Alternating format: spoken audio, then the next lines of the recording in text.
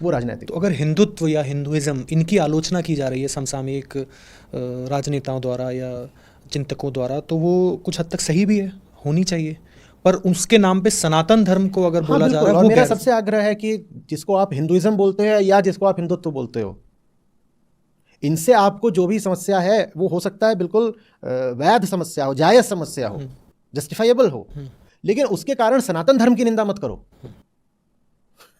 भाई हिंदुत्व का सनातन धर्म से क्या लेना देना? तो हिंदुत्व अगर किसी प्रकार की आपको खोट में दिख रहा है तो वो खोट हिंदुत्व की होगी। इसी तरीके से जो व्यवहारिक हिंदू आचरण है उसमें आपको कोई खोट दिख रही है तो वो हिंदुइज्म की खोट होगी। लेकिन इन दोनों की गलतियों को आप सनातन धर्म के ऊपर आरोपित मत करो। तो जो ये गैर जिम्मेदार टिप्पणी हुई है, जहाँ पर बिल्कुल गैर जिम्मेदार हिंदुत्व की आलोचना करने के चक्कर में उन्होंने सनातन धर्म पर काफ़ी तीखी टिप्पणियां कर दी, आप उसको कंडेम करते हैं? नहीं, मैं बिल्कुल ये कहूँगा कि आप अगर एक सार्वजनिक स्थान रखते हैं जहाँ पर आपकी कही जा रही बात लाखों करोड़ों लोगों तक पहुँचती है, तो आपकी ये बड़ी भारी जिम्मेदारी है कि अपने शब्दों को बोलने से पहले ये तो जांच लें कि उनमें यथार्थ कितना है। तो गैर जिम्मेदाराना व्यवहार और वक्तव्य किसी नेता को शोभा नहीं देते। ये बात तो बिल्कुल है। ये सब बोल करके किसका फ़ायदा हो रहा है? आपने द्वेष की ही लपटें और भड़का दी हैं। तो ऐसी बयानबाजी नहीं की जानी चाहिए। मंशा सुधार की होनी चाहिए जी। आग लगाने की नहीं। जी, ठीक है।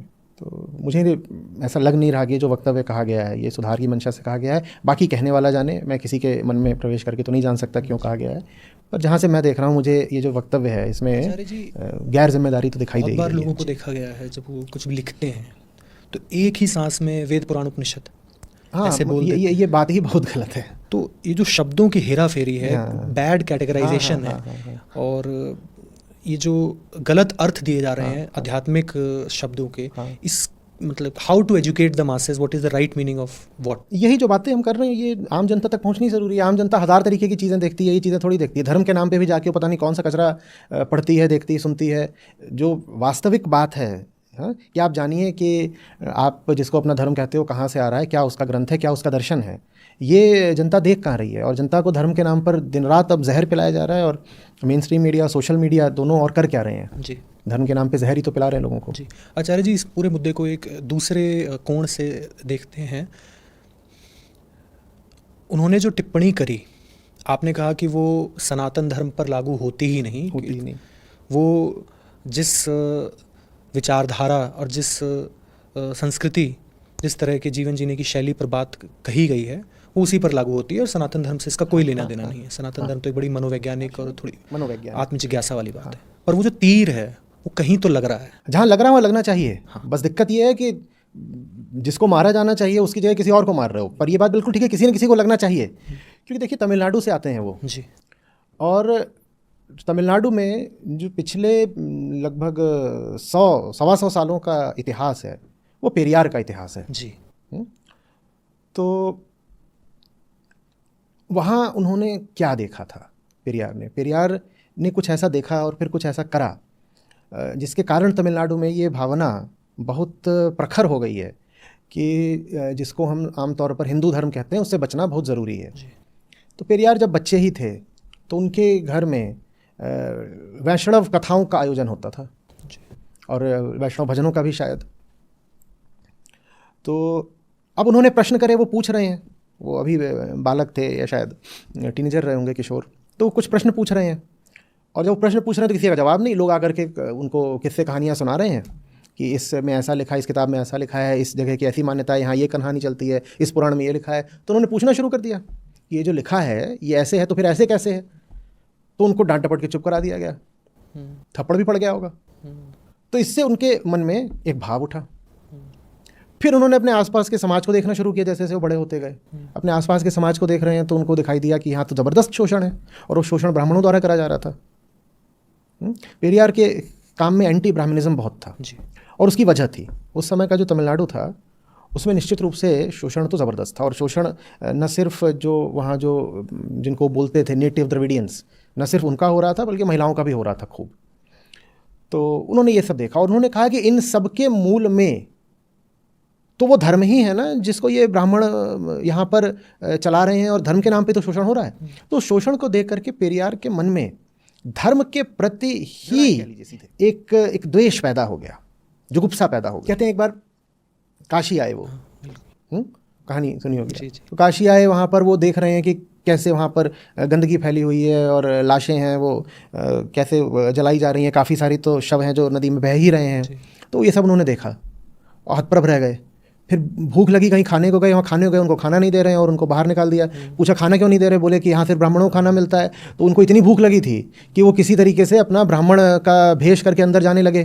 तो पहचान लिए गए, क्योंकि उस समय पे नियम ये था कि ब्राह्मण मूछ नहीं रखेगा, इनके मूछ थी। तो पकड़ लिए गए। जब पकड़ लिए गए तो इनको बाहर फेंक दिया गया। जब बाहर फेंक दिया गया, उसके कुछ समय बाद इनको ये समझ में आया कि ये जो यहाँ पे ये भोजनालय चल रहा है, जो भी रही होगी धर्मशाला, भोजनालय, जो भी वहाँ पर निःशुल्क ही खाना खिलाया जा रहा था सब ब्राह्मणों को। बोले ये जो चल रहा है ये किसी दक्षिण भारतीय नहीं बनाया है। और दक्षिण भारतीय शायद तमिल रहा होगा, उस एक तमिल है जिसने काशी में आके खाने पीने का बनाया है, और एक दूसरा तमिल है जो तमिलनाडु से आ रहा है काशी, उसको खाने को नहीं दे रहे, ये बोल के कि तुम ब्राह्मण नहीं हो।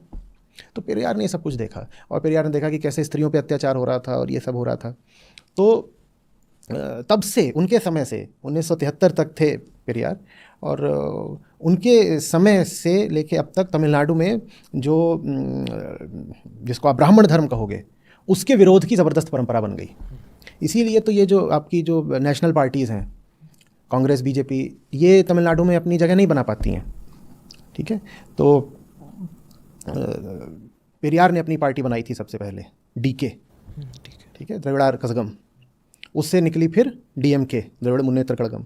फिर उससे आगे आकर के निकली एआईएडीएमके, और बीच में और उससे 2-4 और भी स्प्लिंटर ग्रुप्स अपना निकलते रहे। फिर पेरियार ने आगे अपना जस्टिस पार्टी भी बनाई थी, ये सब करा था।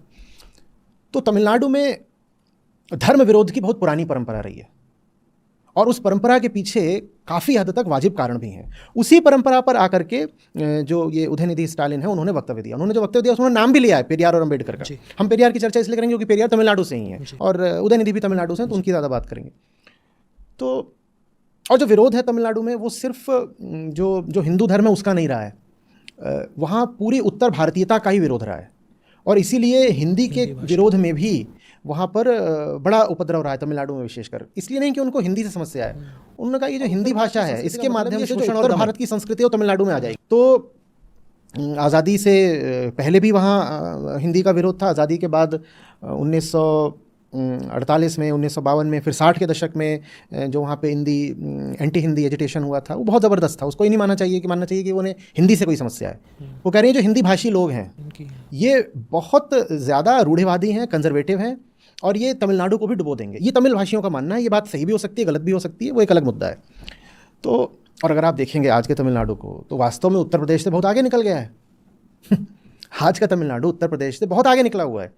तो जो तमिल भावना है कि हम विकास तभी कर सकते हैं जब हम उन सब चीज़ों से बचकर चलें जो कि उत्तर भारत में पाई जाती हैं, तो उनकी भावना ऐसा लग रहा है जैसे कि सही साबित हो रही है, सत्यापित हो रही है। आप ह्यूमन डेवलपमेंट का कोई भी सूचक देखिए तो केरल, तमिलनाडु, ये सब उत्तर प्रदेश और बिहार से बहुत आगे हैं। और जब हम केरल की बात करते हैं तो वहाँ पर हमें फिर जो टेम्पल एंट्री मूवमेंट था वो पूरा याद करना पड़ेगा, उसमें ही पेरियार का बड़ा योगदान था। तो वास्तव में पेरियार के जो नाम हैं लोक संस्कृति में, उनमें से एक नाम ही यही है कि वो जिन्होंने वैकम में हमें सफलता दिलाई। अब तमिल में उसका क्या शायद वैकम वीरा है, तो वो आप देख लीजिएगा। तो केरल और तमिलनाडु आप देखेंगे तो उत्तर प्रदेश और बिहार से बहुत आगे हैं, बहुत आगे हैं। दक्षिण भारत ही पूरा उत्तर भारत से बहुत आगे है। और उसके पीछे जो एक कारण रहा वो यही रहा कि दक्षिण भारत ने ये कहा कि हम उत्तर भारत की संस्कृति को अपने यहाँ नहीं घुसने देंगे, हम उत्तर भारत की संस्कृति को अपने यहाँ नहीं घुसने देंगे। ठीक है, अब सही कहा गलत कहा ये हम बाद में देख सकते हैं। जैसे अब गोवा के एक मंत्री थे, उन्होंने अभी कुछ दिन पहले या कुछ साल पहले एक वक्तव्य दिया था कि मैं गोवा को हरियाणा नहीं बनने दूंगा। उन्होंने कहा कि जो हरियाणा की जो पैट्रियार्किकल पितृसत्तात्मक सोच है, मैं उसको गोवा में नहीं आने दूंगा। गोवा में उदारवाद है, हरियाणा में तो वो अब घूंघट काढ़ो, पढ़ने भी नहीं देते हैं और इतनी भ्रूण हत्या होती है महिलाओं की। अब गोवा के मंत्री ने जो कहा वो बात सही हो सकती है, गलत हो सकती है, वो एक अलग अलग चर्चा का विषय है। उस पर विवाद भी हुआ था कि ये कह रहे हैं कि मैं गोवा को हरियाणा नहीं बनने दूंगा। पर इससे ये तो पता चलता है कि दक्षिण में उत्तर भारत के प्रति सोच क्या रही है। उसी सोच का जो सबसे ताज़ा उदाहरण और अभिव्यक्ति है वो है इनका उदयनिधि स्टालिन का जो वक्तव्य आया है। दक्षिण में उत्तर के प्रति सोच ही यही है कि उत्तर भारत के लोग पिछड़े हुए हैं, और दक्षिण वालों के पास उत्तर वालों के लिए ऐसा सोचने के पर्याप्त कारण भी हैं। वास्तव में अगर आप देखेंगे उत्तर भारत को और दक्षिण भारत को, और आप उनकी बहुत ऑब्जेक्टिव तरीके से तुलना करेंगे कि आर्थिक तरक्की कितनी है, और उदाहरण के लिए इन्फेंट मोर्टेलिटी रेट ले लीजिए कि वो केरल में कितना है और उत्तर प्रदेश में कितना है, तो आपको ऐसा लगेगा जैसे दक्षिण भारत और उत्तर भारत दो अलग अलग देश हैं। दोनों के विकास के स्तरों में इतना ज़्यादा अंतर है कि आपको बिल्कुल ऐसा लगेगा कि दक्षिण और उत्तर दो अलग अलग देश ही हैं। बिल्कुल, आप दक्षिण भारत जाइए और वहाँ पे जो हालात हैं और जो वहाँ पे तरक्की हुई है आप उसको देखिए, और फिर आप उत्तर भारत को देखिए, खासतौर पे जो हमारा हिंदी हार्टलैंड है, काऊ बेल्ट है, बीमारू राज्य जो हैं राजस्थान, मध्य प्रदेश, उत्तर प्रदेश, बिहार, झारखंड, आप इनको देखिए तो आपको उत्तर की स्थिति बड़ी दयनीय, बड़ी शोचनीय लगेगी कि कितनी खराब हालत है उत्तर की। और आप दक्षिण को देखिए तो दक्षिण कोलाचे मार के प्रगति करता हुआ आगे निकलता जा रहा है। 100% साक्षरता केरल में, इकोनॉमिक पावर हाउस कर्नाटक और तमिलनाडु, उत्तर में पंजाब था भी तो पंजाब फिसलता चला जा रहा है।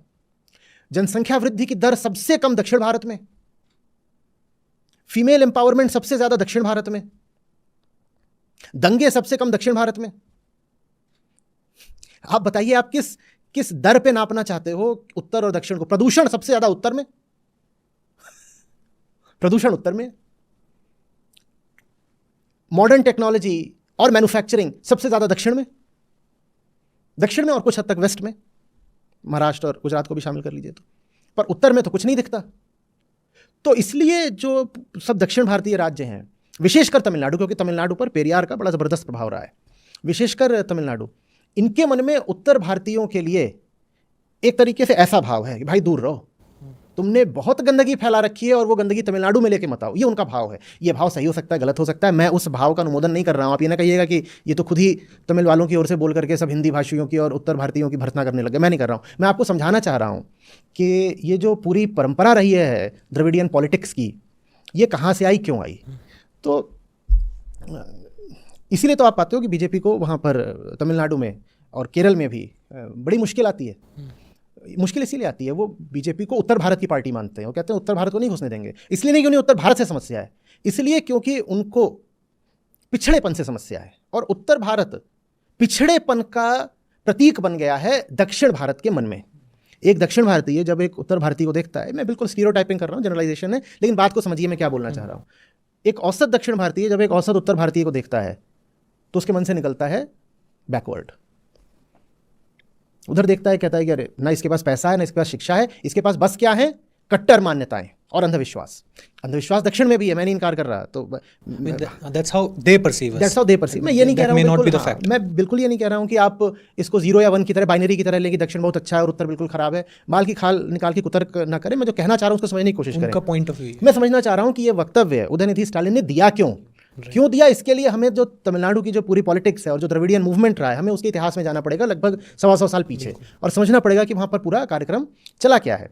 यहाँ तक कि पेरियार को कांग्रेस से भी ज़बरदस्त डिसइल्यूजनमेंट हो गया था, ठीक है। तो उन्होंने कांग्रेस भी छोड़ दी थी। पहले वो कांग्रेस के बड़े एक उत्साही सदस्य थे, फिर उन्होंने गांधी जी के साथ थे। लेकिन जब ये वैकोम वाला पूरा काम हुआ और उसमें गांधी जी ने वहाँ की जो स्थानीय मंदिर का जो प्रशासन था उनके साथ एक संधि कर ली, तो पेरियार को बड़ी निराशा हुई उन्होंने। और अम्बेडकर का भी ऐसे था, पहले वो साथ में थे कांग्रेस से गांधी जी के, फिर उन्होंने उनको छोड़ दिया था। तो ये सब रहा है।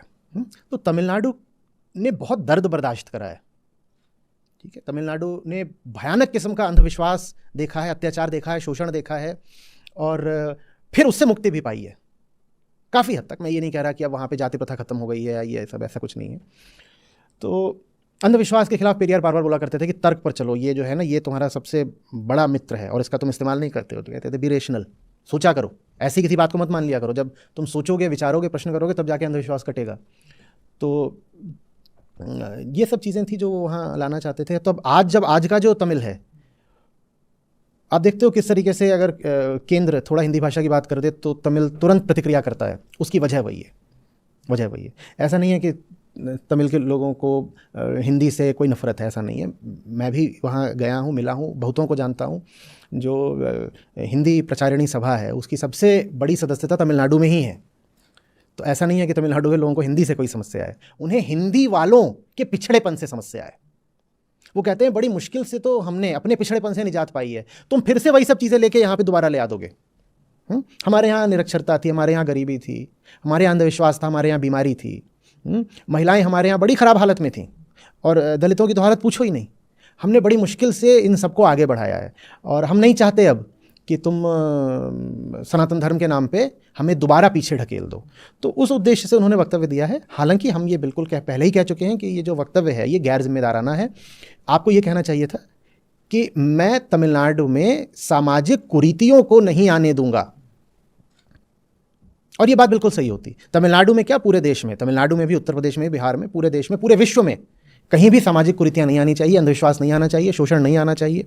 तो वो बात अगर वो कहते तो वो बात बिल्कुल सही होती, पर उसकी जगह उन्होंने सनातन धर्म को ही लपेट लिया, तो वो बात जो है बचानी है। आचार्य जी, क्योंकि